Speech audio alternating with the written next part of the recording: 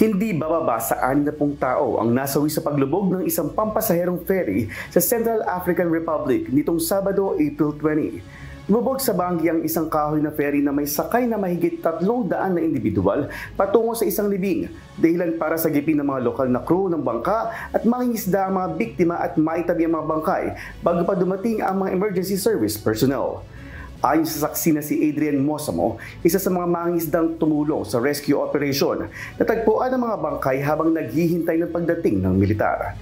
Ayon sa mga opisyal ng Banggi University Hospital Center, dumarami ang na-recover na bangkay habang nasa kontrol pa ng militar ang paghahanap sa mga ito. Nananatili namang tahimik ang mga otoridad at hindi pa alam kung ilan ang kabuuang bilang ng namatay. Nagpahayag ng pakikiramay sa social media ang civil society groups at local political parties habang nanawagan ng inquest ng insidente sa paglubog ng bangka.